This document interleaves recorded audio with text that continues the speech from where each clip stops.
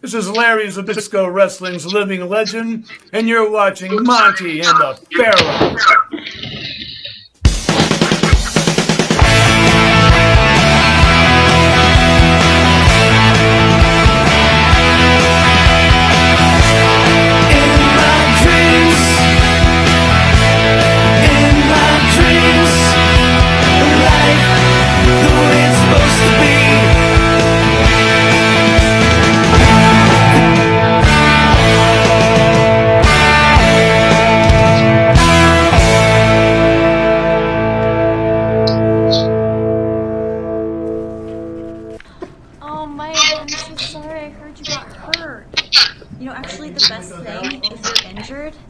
To grow up and be a man. Come on.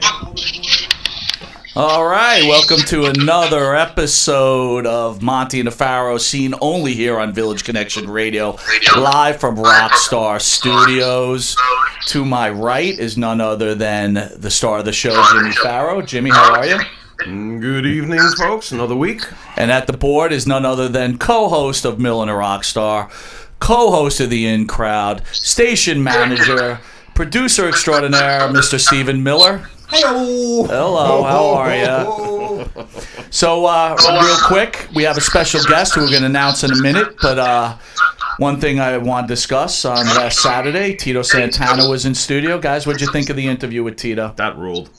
Fantastic. I thought that both of you, if I can just chime in for Absolutely. a second, I thought that both Monty and the Pharaoh was your finest hour. Oh, well, another fine hour. Thank you. Wow. We resemble that remark. Thank you. That is very nice. I got to tell you, we were talking outside before the start of the show, and Tito, we were a little worried, Tito would be a little drawn back, but Tito was quite open and made it clear that he wants to come back in studio. And real quick, for fans out there, not only do we have a great guest on tonight, next Thursday, we got a little feedback, it's okay. Next Thursday, we've got Coco Beware in studio. We'll be promoting 350 Days, coming out on DVD with our associate producer on every Sunday, Mr. Evan Ginsberg.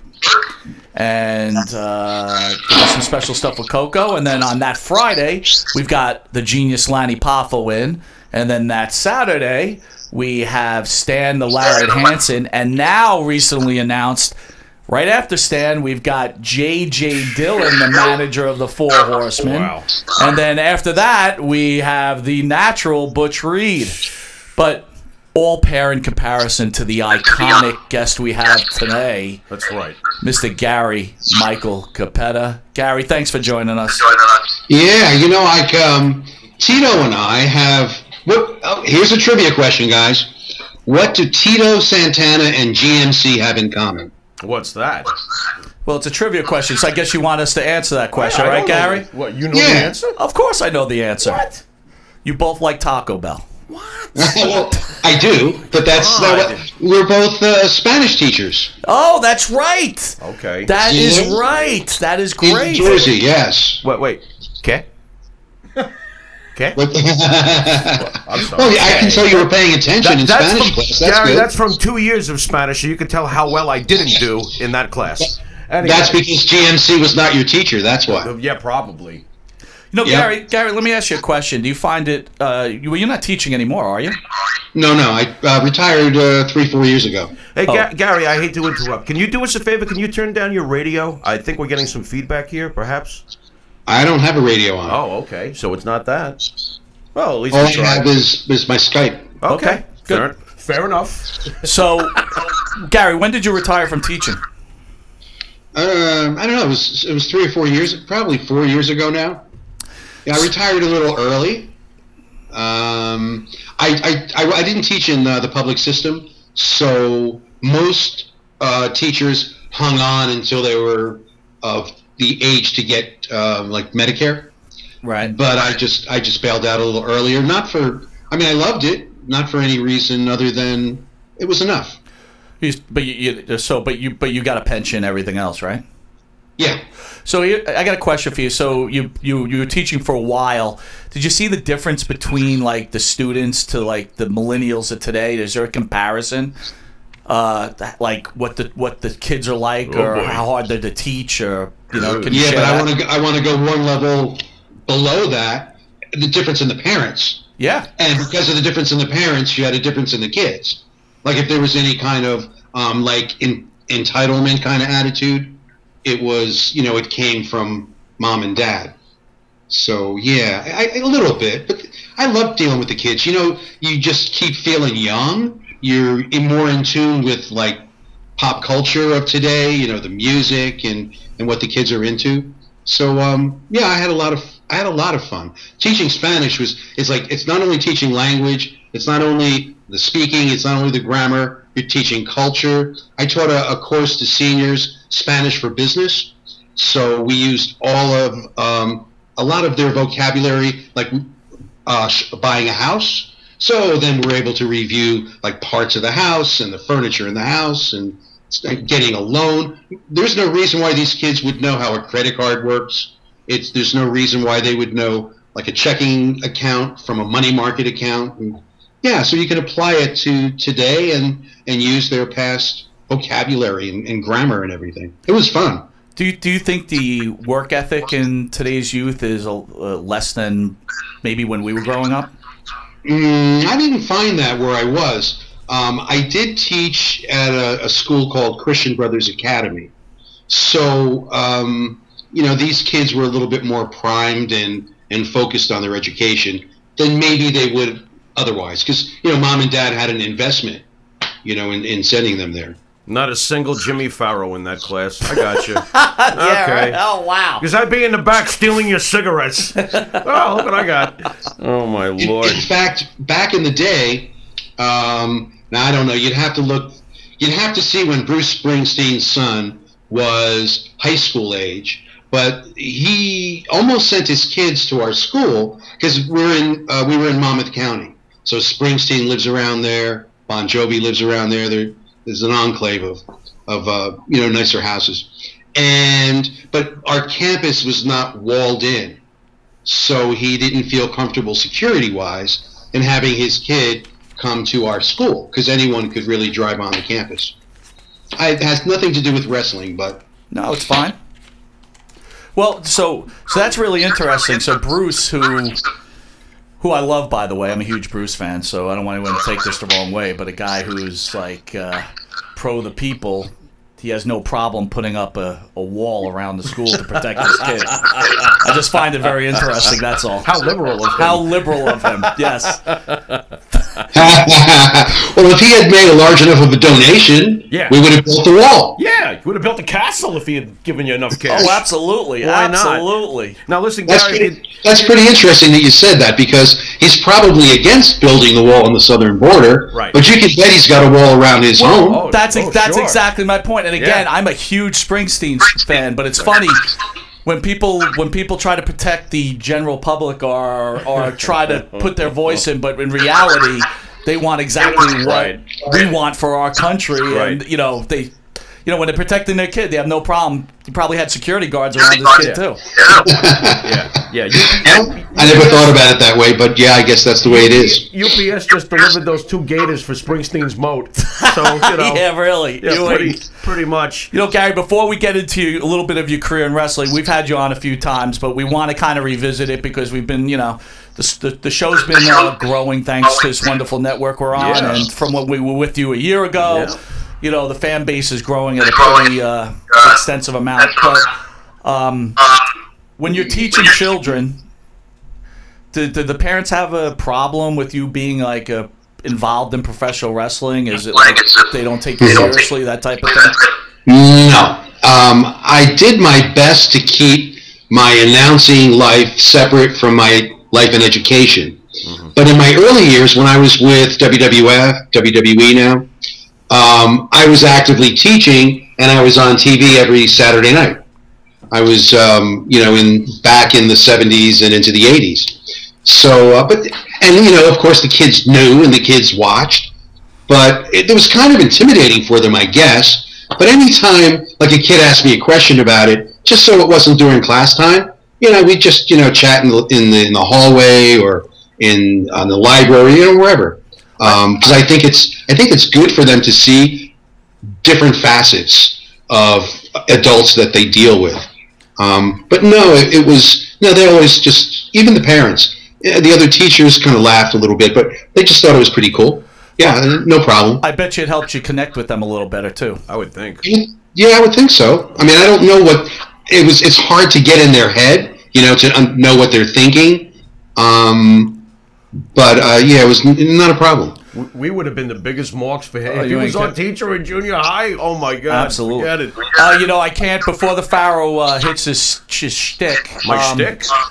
I can't help but see that banner behind with the great Pedro Morales, who we lost recently. Yeah. Any thoughts on him? You want to share a story? Yeah.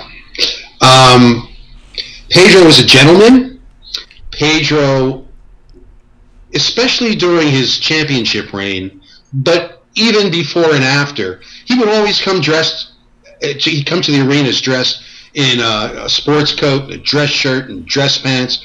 It's just always a really professional individual and someone that I really liked a lot.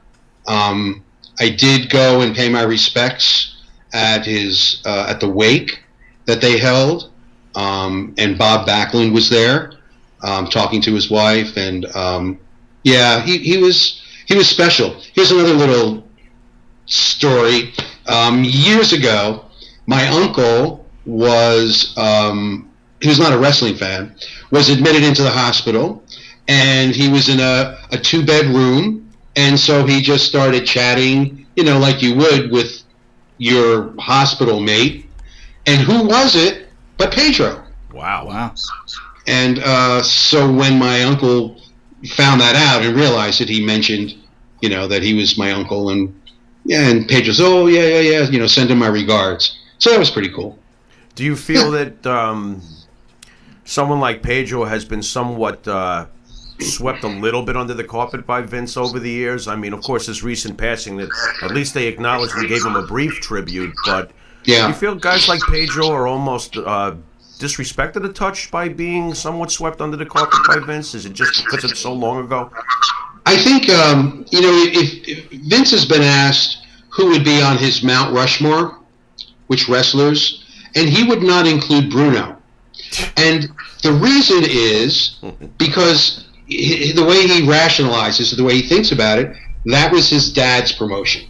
Okay. So starting in '85 and forward is, you know, who he created, who he put out there, who he promoted. And I sort of can understand that. Right. WrestleMania is almost his book of Genesis. I have no idea why I just tied religion into Vince McMahon, but it seems like it all begins with In the beginning, Vince McMahon created WrestleMania. Well, you know, I'm going to challenge you both on this. My feeling... We're challenged, Gary. Get ready. Go on. My feeling on this is, look, you know, Bruno took a giant crap on Junior 100 times over. Superstar Graham, the same thing. Okay. You know, at what point do you just say, okay, you want to keep stepping all over me? I'm just not going to recognize you anymore. Well, you're not disagreeing with me because I didn't say I agreed with Vinny. Okay. I just said this is how he looks at it. Right. I would say that the chances of Vinny's success would be greatly reduced if he didn't receive a promotion that was so strong and built on the backs of Bruno and Superstar Billy Graham and Pedro Morales and so forth. Right. So that's another way to look at it. It's interesting you say that too. So every wrestler, a famous wrestler, comes through here. When you compare senior and junior, they've got nothing but great things to say about senior. Can you compare the two, Gary? Let's reference the time frame. The time frame. Vinny was in his 30s, so we're talking a long time ago. Yeah. Senior was he was a gentleman, but he had his dirty deeds done. He just had other people do them for him. He had Bruno Sammartino blackballed when Bruno didn't agree to do certain things before he became champion. It's just that Vinny, at least you know where the McMahon Jr. stands, because he doesn't need anyone, or he's never used anyone. Well, I shouldn't say that. He's out there. He's in your face. You know who he is. There was once when I asked Senior for a raise. I was doing the weekly television for WWF, the syndicated show, and that was a ballsy thing to do. I don't think anybody would ever ask him for a raise. I really didn't think of it that way, but now that I reflect back. So there was this little office at the Hamburg Fieldhouse, which is where we used to tape the WWF TV All-Star Wrestling. And he was there, Arnold Skolin was there, Gorilla Monsoon was there, the co-owners. And first I had asked Junior, who was the commentator, about getting a raise. And he just said, I don't deal with that, you have to talk to my father.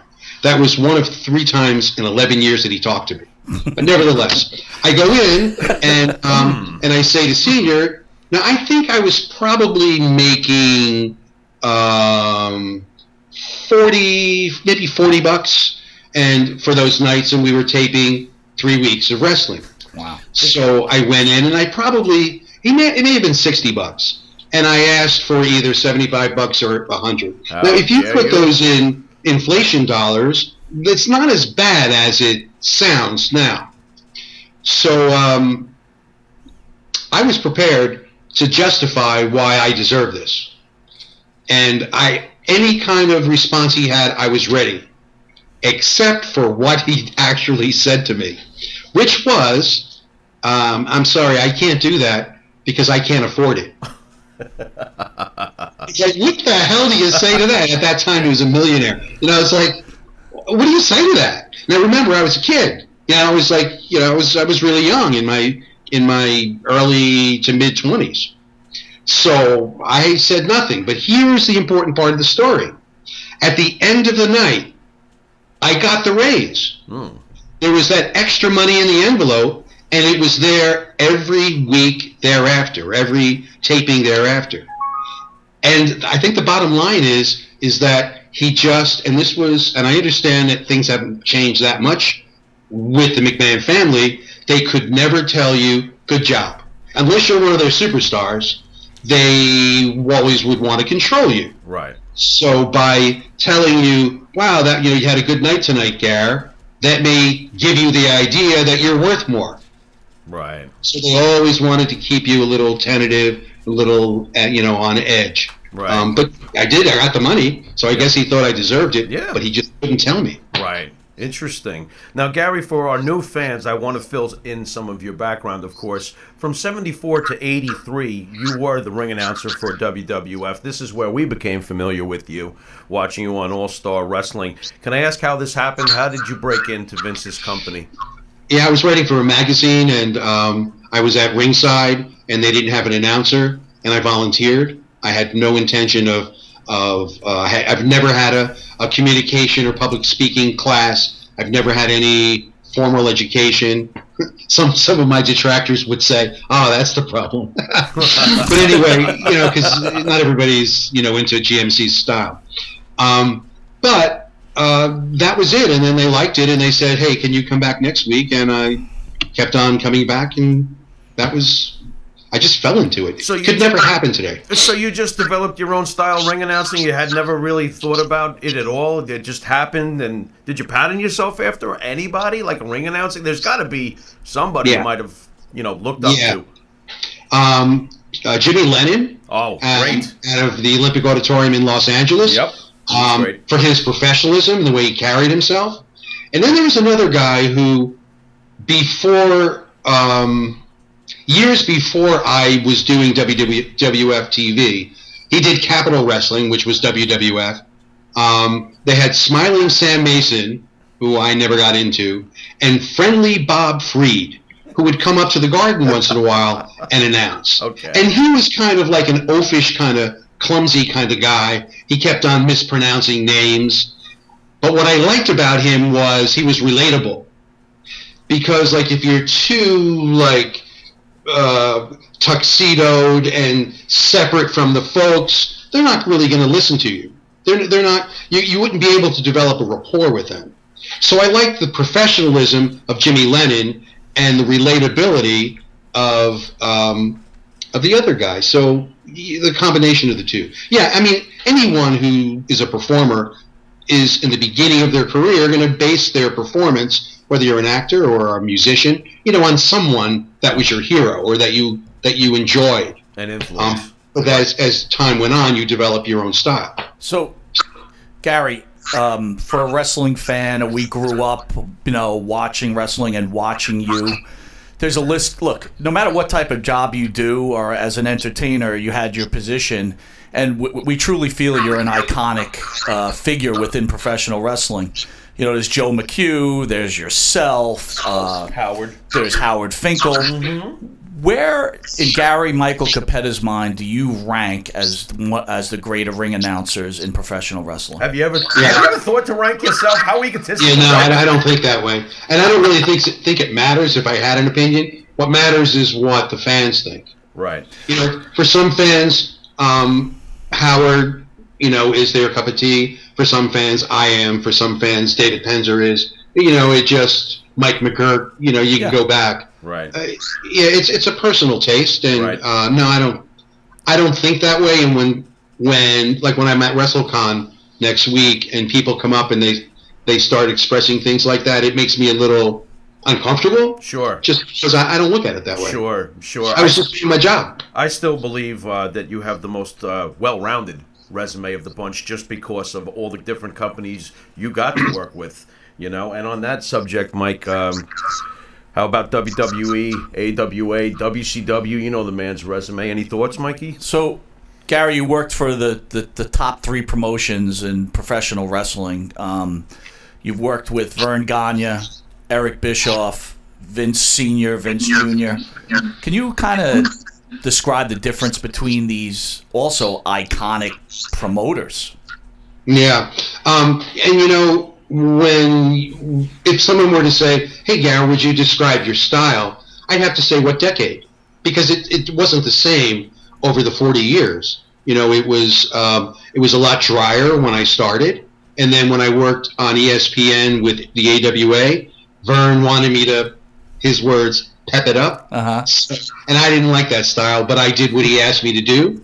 And then when I went to the NWA and WCW, I drew it back a bit, but not back as far as when I had started.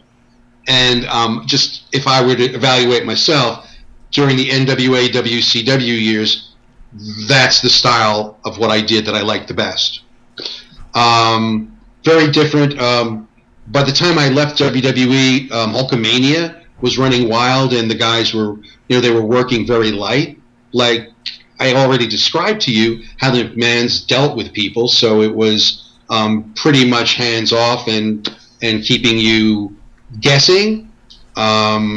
Yet, because it was a regional organization, there was more notoriety, like on the street, because even though, for instance, in New York, the WWF TV show that I was on Channel 9 WOR at midnight after racing at Roosevelt, if you remember. Mm-hmm. So that was that was it, like midnight on Saturday. Right. And that was such a strong program that people would recognize me on the street for the few seconds, an hour that I was on. Mm-hmm. That was amazing. AWA, I didn't work day in and day out with that promotion. I worked their ESPN show until he moved to Vegas. Then I went out and did some pay-per-views for him. I did Super Clash 3 and Wrestle Rock. Vern was, he reminded me of a backslapping politician. He was always very, very nice to me, always treated me well. I had no problem with him. When you get to NWA, I was coming from a really lighter style of working, and when I saw the Horsemen and the Midnight Express and the Rock and Roll Express and the Road Warriors, it's like that was kick-ass. I had never seen anything like that before. Right. It was like this was like street fighting. If I can, Gary, if I can backtrack a little bit to the AWA. What type of businessman, I know you've somewhat described Vern, but do you think he was a good businessman? He made a lot of mistakes when you really look back on it. Any thoughts on some of the things he may have done wrong? Or? Well, yeah, but you can't you can't negate the fact that he had decades and decades of success when he didn't have competition. Now, that's the important part. But he didn't know how to compete because he never had to compete before. So he was detached. One of the lines from my my book, Body Slams, that gets quoted is that Vern loved the past because he continued to live in it. And, that was just who he was, and he couldn't adapt. And then when I went to WCW, it was just very corporate. And I spent as little time as I could get away with in the offices. I just loved being on the road and doing the house shows, and then dealing with the TVs when they happened. And it seems like when you worked at NWA, WCW, you really enjoyed the wrestling. So we have an ongoing battle here with the Evan Ginsberg show, who's on every Sunday from 11 to 1. Miller. The most eclectic show on the air. There you go. That's right. He's the associate producer of The Wrestler, and he's also the associate producer of 350 Days, which comes out on DVD, I think this Tuesday, and then we'll be promoting it on Thursday. Gary, Steamboat Flair, Steamboat Savage. Which was the better match? I'm not familiar. I never saw the Savage match. I remember that. Really? I remember him saying that. Gary, you still haven't watched it. All right, we're gonna have to send him. We're gonna have to send him a link because Gary needs to watch it. Be careful with you guys because I've spoken to you so much. Yes. That I can't change my stories. No. But we must have you watch this so you can get annoyed as me at the George the Animal Steel run-in. Your good buddy George the Animal Steel. Why would you have not watched that match at this point?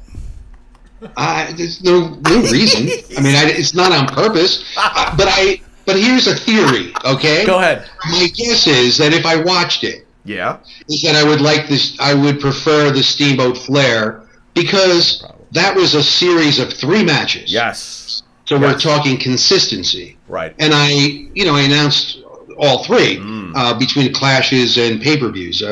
It was Nashville, New Orleans, and Chicago, I think.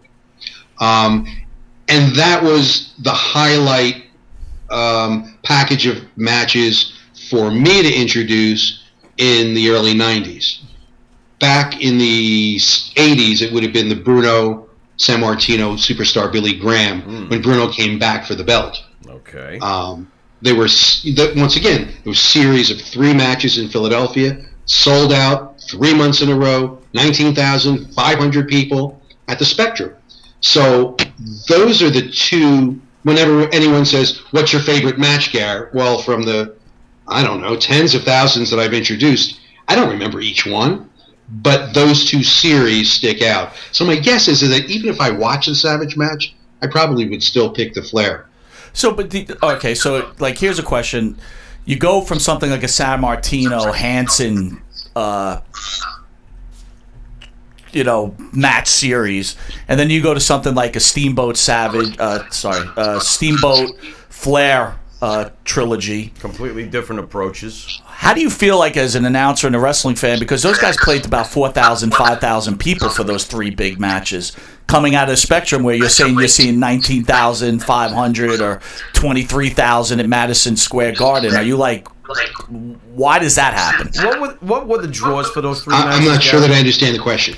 And you're in and out as far as what I can hear you saying. So all right, okay. Can you hear me now? I can hear you. Okay, so I guess my point is Steamboat Flair played to a small audience of 5,000 and 4,000 people. Oh no! Played to millions. Those are all broadcasted. Right. I'm talking live audience. Okay. Ooh. Okay. Yeah. Gary, what was the draw for those 3 matches, please? I don't know off the top of my head, but okay. I know it off the top of my head. 4,300, 5,000, and about 5,200. Wow. And so coming from the Northeast, where you're playing to 19,000 and 23,000, what are you thinking? No, that's not. It doesn't play for me. It doesn't matter. I was really into introducing those Steamboat Flair matches. Remember the one in Nashville where they had the judges, Terry Funk and Pat O'Connor and Lou Thez? Yeah. I mean, as a wrestling fan, that's what really counts. Where my extra enthusiasm and understanding the importance of what I was doing. That's what counted, whether there was 30 people in the audience or 3,000 or 30,000. Fair enough. I got to bring it up because Mike actually had me watch it. Any thoughts on Wrestle Rock from the AWA days, that particular pay-per-view? Wow. Wrestle Rock was ill-conceived. It was a hot mess. Rock and wrestling. We'll get Vince now. Because the Rock act wasn't even a rock and roll act. It was, I forget who it was, but it was a country singer. Yeah. Okay. Right? Okay. Yeah. It was huge. You know, obviously it was a huge venue, the Hubert H. Humphrey Metrodome, but not nearly filled. I mean, a lot of empty seats. Right. Yeah, I wasn't totally, you know, impressed with that. It was a lot of great talent on it. But yeah, I don't have many memories of that. Compare the talent level of the AWA at its best to WCW. Are they? AW Vern had an incredible roster when I was there. Oh yeah. Yep. Let's see. Well, he had the Road Warriors. He had the Freebirds. He had Stan Hansen. He had Rick Martel, Nick Bockwinkel, Larry Zabisco. He had Kurt Hennig and Scott Hall. Scott Hall coming up. Scott Hall, right, as a tag. Wow. You know, he had Sergeant Slaughter. Rock and Roll Buck Zumhoff. Harley Race. You had to go there, right? I had to. I'm Holy sorry. Transistor Radio, Batman. I think he opened Wrestle Rock, in Yeah, fact. that's not all he opened. Oy, stop. If I remember correctly, the two pay-per-views that they announced for him, they were combination promotions. I think there were, for instance, Kerry Von Erich and Jerry Lawler headlined Super Clash 3. So wasn't he in partners with Lawler at one time? Yeah. Or they not partners, but they combined forces. Yeah. Yeah. So they're incredible talent. Just Jimmy Garvin and Precious. Yeah. Yeah. I mean, Bob Backlund was there for a while. He had an incredible roster. So what do you think the issue was with such a roster like that? He couldn't compete. He Just couldn't couldn't adapt to the new times. Yeah. Right. The promotion wasn't there, right? Right. Right. Exactly. Gary, at one point after AWA, you get to WCW. How did this come about, getting into WCW? Oh, I was, once again, except this was knowingly, I was not being a good soldier. Because I was not under contract with anyone at the time. And so I was doing Boston, New Haven, Philly, Baltimore, Meadowlands for like the NWA. And then I wound up doing a pay-per-view for the AWA. So I'm in the car with the promoter for New Haven, and we're driving up to New Haven from New York. And he says, Gary, I have a message for you from Jim Herd. Now, Jim Herd was the boss at WCW when I started there. And but remember, I wasn't under contract. And he said, he saw the AWA pay-per-view, and he doesn't like that you're announcing our shows and you're announcing the AWA pay-per-view. He said, so he wants you to stop. And I said, really? I said to him, well, first off, I don't know why he's sending a message through you. He has my phone number and he can call me. Second, I'm not under contract with WCW. And if he thinks that I'm going to sit home on a weekend when I have a really nice payday and I'm not being guaranteed anything by WCW, he's out of his mind. So you tell him, if he wants me to stop announcing AWA shows, to put me under contract. Otherwise, I'll announce wherever the hell I want. And that's when he put me under contract. Wow. You're like a regular Johnny Sack from The Sopranos. No one messes with you. He Isn't that amazing? Because I'm really, like a really mild-mannered guy. But when it comes to business, there's right and there's wrong. Right. Good. Works for now, me. of course, he could have said to me, okay, screw you. And all I would have had was the AWA, and then it would have, my career would have just fizzled at that point. So at what point does Bischoff come in and basically ruin everything? being the jackhammer that he is? Well, they needed an announcer. They needed a commentator. And in fact, Jim Hurd, once again, came to the ring announcers, Tony Gillum and myself, and said, look, I'm going to be filling a slot for a commentator. If you guys would like to try out, you can be, first in line.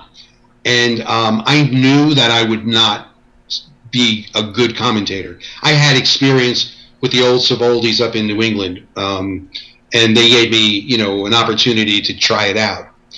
And I also know the politics of wrestling, so I knew that I was a decent ring announcer. I enjoyed what I was doing, and I said, thank you, but no thank you. Not interested in trying out. Because if I were to try out, that would send the message to the commentators that GMC is interested in your job. Right. And politically, that's just not a smart place to put yourself, especially since I didn't think I would be any good at it. Right. And I enjoyed what I was doing. So, and then they hired Eric. So that's how Eric came on board and joined WCW. Okay. Any truth that you were supposedly going to become a lead announcer for ECW? Any truth to that? Oh, yeah. ECW? Yeah. Yeah. Yeah. ECW. Yeah. When word was out that I wasn't going to be renewing my contract with WCW, so this would have been the spring of 95.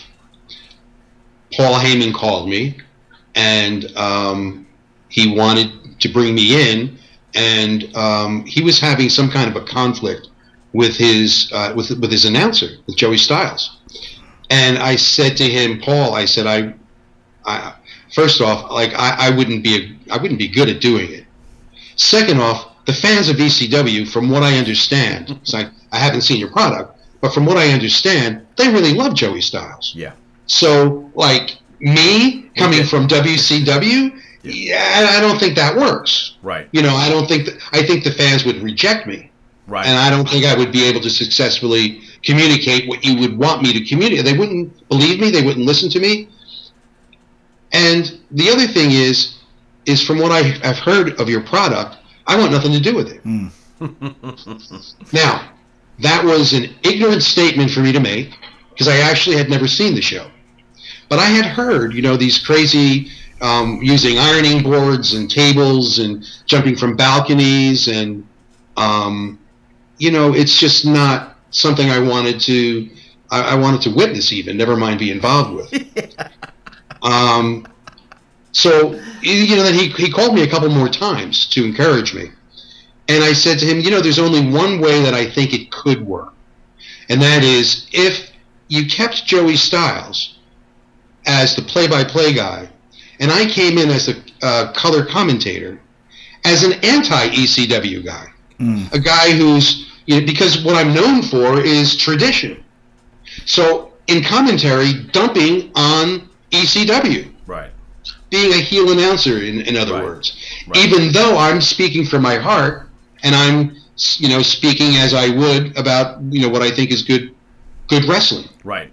Right. And he didn't like that idea. He just, obviously they mended fences, and Joey continued. Yeah. It had something to do with Paul wanting Joey in Philadelphia to do some kind of maybe promos, like in the course of a week, and Joey couldn't do it, and I don't know. Either that or Heyman stiffed him 50 times and haven't paid him, right? Yeah, like I have no first-hand knowledge of that. So yeah, I mean, the overture was made, but I think it's probably really good for me, Joey, and ECW that he continued, his commentating. I think you might have been right anyway, as far as WCW was always the #1 target of wrath when it came to the ECW fans. More than Vince, they absolutely hated WCW, so I think your idea would have been correct. You'd have to come in as an antagonist, otherwise they would have killed you. Right. So I think you're right. Yeah, they would have dumped all over me. Yeah. Gary, this is the time of year, of course, when we start hearing the nominations for Vince's Hall of Fame. What are your thoughts on the WWE Hall of Fame? Do you think that it has any validity even without a building? What does this time of year make you feel like when you hear the names that are going in? Well, those are two different questions. Yeah. Because I would never say that the wrestlers who are inducted are not worthy of being acknowledged. I just put little credence in how those determinations are made each year, because there's no input from journalists like yourself. There's no input from fans. There's no input from statistics. It's just it's like booking a wrestling show as to who they decide they're going to induct that particular year. Once again, not to say that the wrestlers that are inducted aren't worthy of being recognized. I'm actually going to be inducted into my second Hall of Fame in June. Okay. There are more halls of fame than just the WWE. Can I ask which one?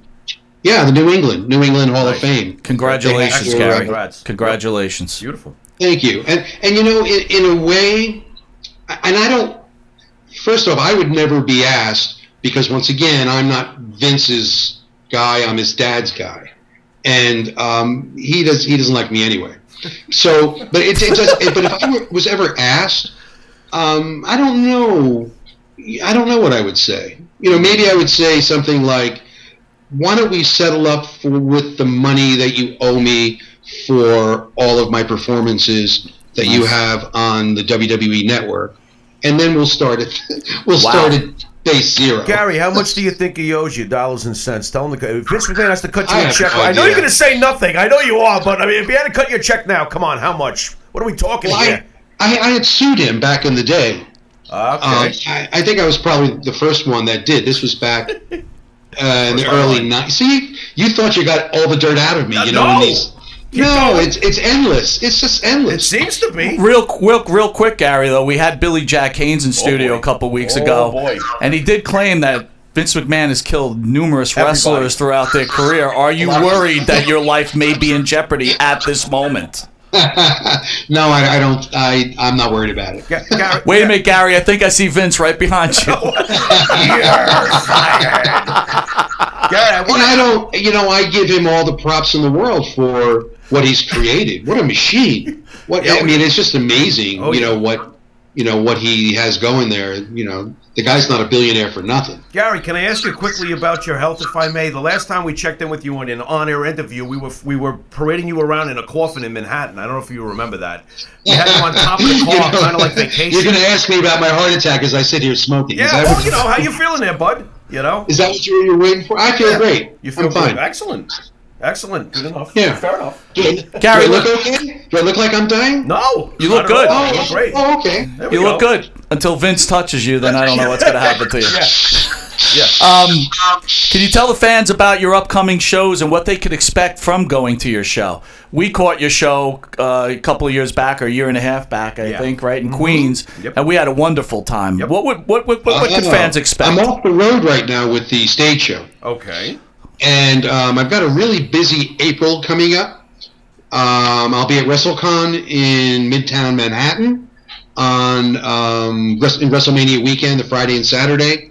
Then the next weekend, on April 13th, I'll be in Woodbridge, New Jersey for a benefit signing.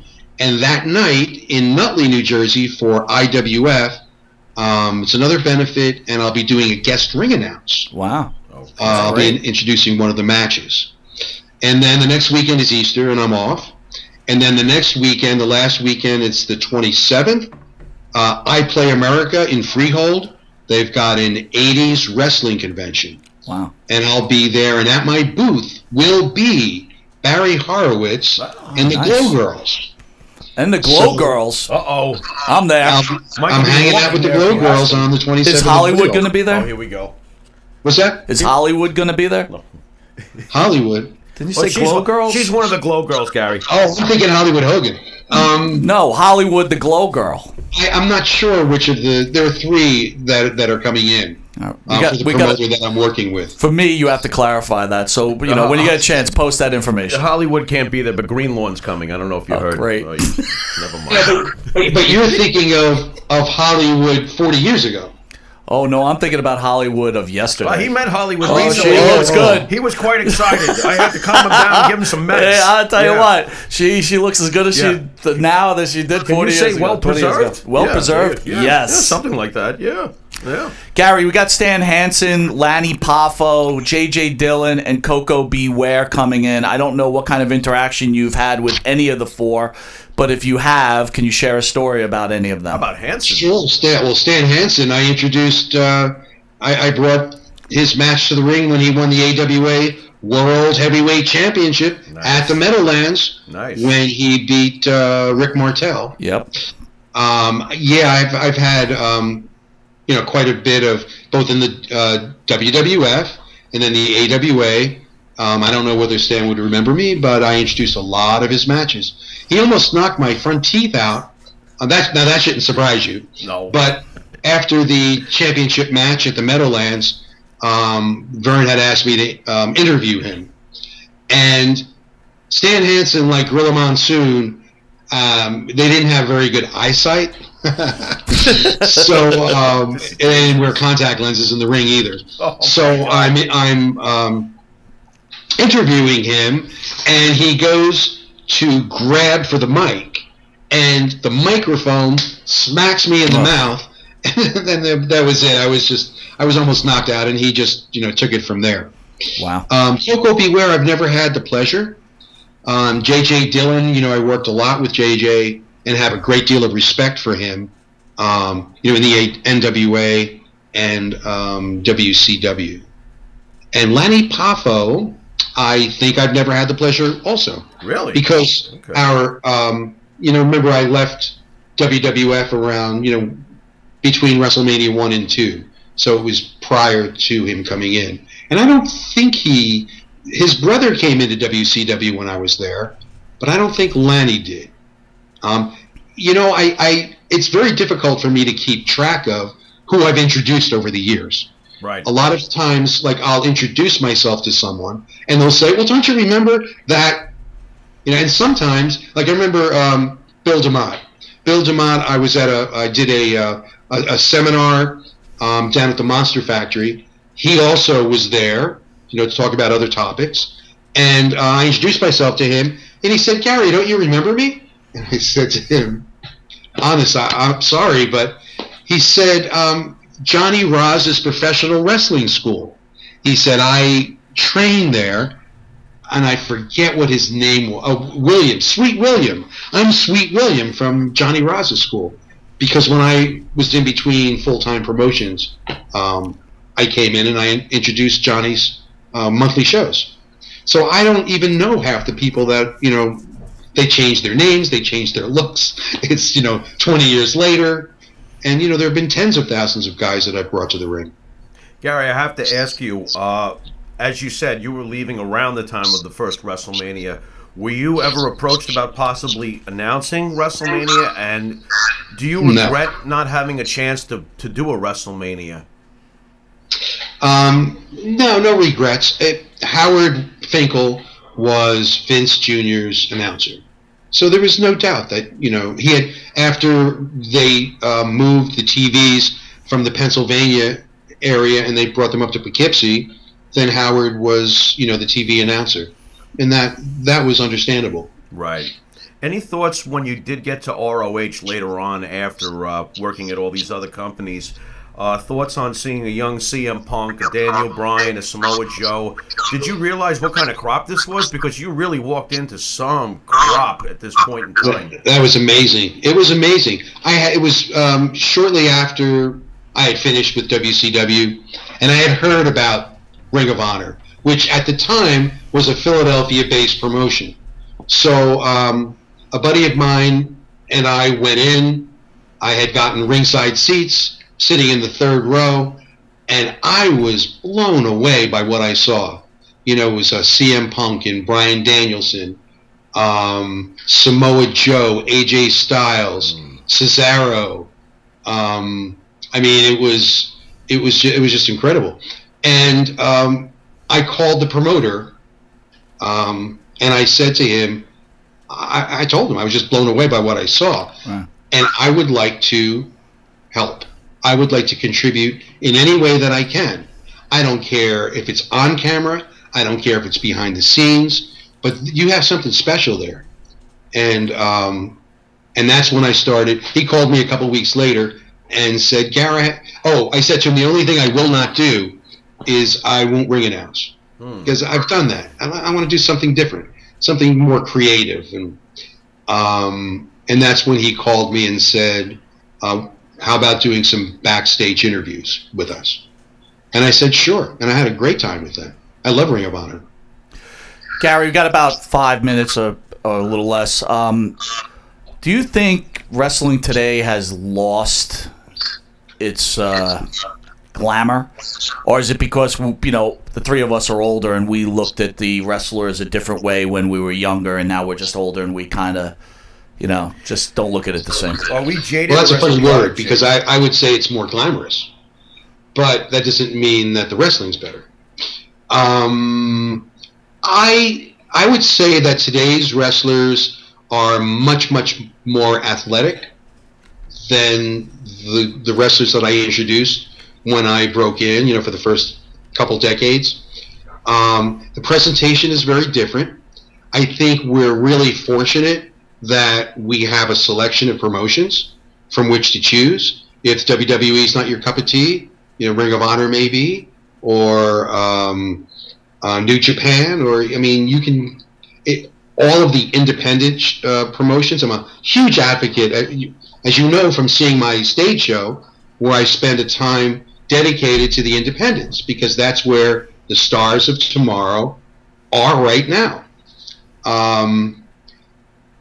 There's certain concepts that I don't understand, but WWE, for instance, they're not aiming to provide a product that you and I were brought up on.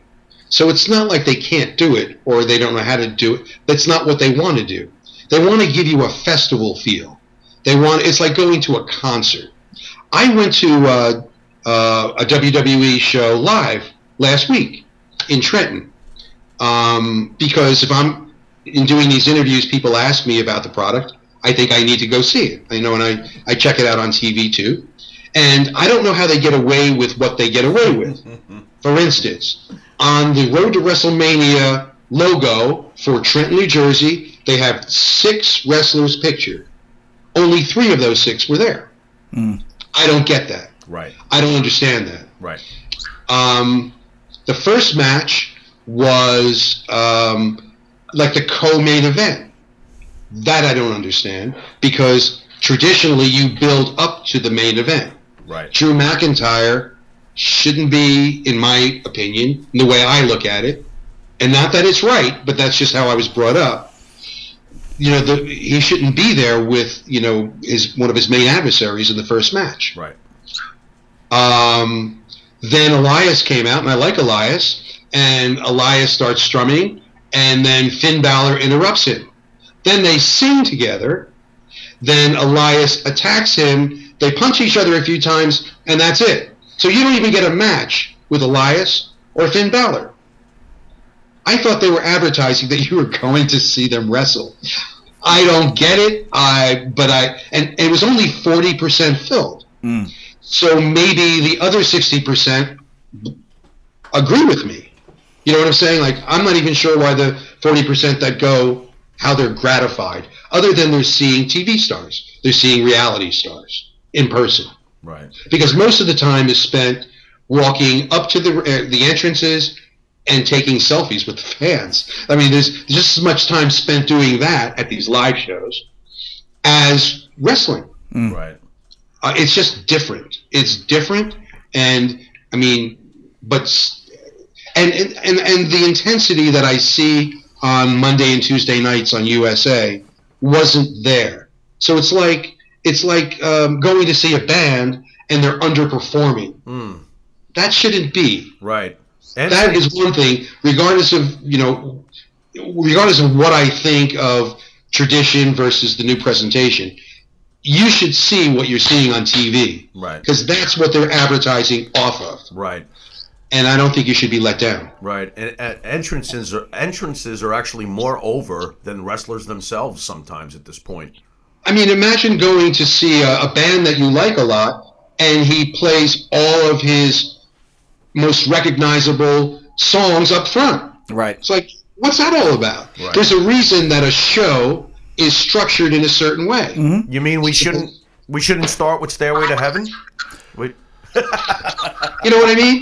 That's the idea. Yeah. Gary, real quick. That's what they do. I don't get it. Yeah. And I don't know whether it's just that arena, but another thing is they say ticket prices start, and their ticket prices are, I think, very reasonable. Mm. But nevertheless, and this is not about the money. Ticket prices start at X amount of dollars, but they don't sell those. You can't buy those. I suppose they'll open them up after everything else sells. Well, how can you advertise that's what ticket prices start at, and you can't buy them? Yeah. So the advertising is, and it doesn't matter. I was even beginning to accept that I didn't even know who was going to wrestle who, which is weird to me. You know, just that I'm going to see for sure these 4 pictured wrestlers, 6 pictured wrestlers, and then 3 of them never showed. So. And it's not that they didn't show, it's that they weren't booked. Right. Real quick, we got about 2 minutes. Thoughts on the women's evolution? Oh, wonderful. Wonderful. I do wish, I understand why they did what they did, but it would have been more meaningful, I think, for there to be a one-on-one Ronda versus Becky. Yep. I don't like the idea that you can lose your title but not get pinned or submit. I don't like that. Well, we keep saying the WWE seems to feel, or they don't trust their wrestlers to have a great one-on-one match. They seem they have to fill it with a bunch of people and make sure that they could get the most. I don't know. It just seems like they don't trust the wrestler to have a great match. I don't know, because the talent, they do a great job. I mean, they're really talented, really, and they on TV, for TV at least, they work really hard. I couldn't say that. There was one match that was outstanding at the live show, and it was the Revival versus the Glorious Team. Oh man, those guys, they slew it, and they had the fans in the palm of their hand. Yep. And that was old school, traditional, hard hitting, just terrific tag team wrestling. That's what the Revival is, and of course it's weird. They have the belts, but it's been the most invisible, uneventful title reign. They haven't put them over at all. I want to choke Vince. All right, Gary, real quick, I just want you to again promote where you're going to be for WrestleCon. When I'm at WrestleCon, I'm going to have WCW posters, pay-per-view posters. I'm going to have old school WWF posters for sale. I'm going to have my book and pictures. You can come by, post for a picture. I'll sign the WWE Encyclopedia, whatever you have. And I'm also doing voice recordings for your mobile device. Wow. So that someone will call you and I'm sorry, but Michael's not here. He's down for the count. And, you know, this is Gary Michael Cappetta in my re-announce voice using wrestling vernacular. Okay. So those are the 3 features in Freehold, New Jersey, the last weekend of April, and at WrestleCon. Pictures, signing, voice recordings. I can't wait. Sweet. Thanks, Gary. As always, thank you for joining us. I could listen to you for hours. Again, I just want to thank you, and don't miss Gary Michael Cappetta, a true icon in the pro wrestling world. Gary, thanks again. And for the fans out there, this has been Monty and the Pharaoh, and we'll see you next Thursday with a big event. Coco Beware will be signing autographs from 7 to 8, and then he'll be in studio for an interview from 8:05 to 9 p.m. I know Mr. Miller's looking forward to that. And yes. And then we promote the release of 350 Days, which we saw, which is a fantastic documentary.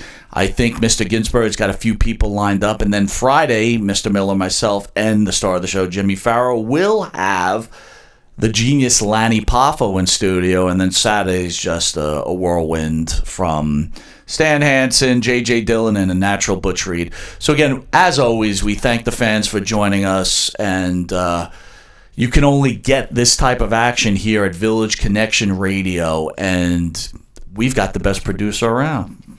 Thank you. Certainly. All right. Send us out there, Pharaoh. You've been watching Monty and the Pharaoh. Until next week, later.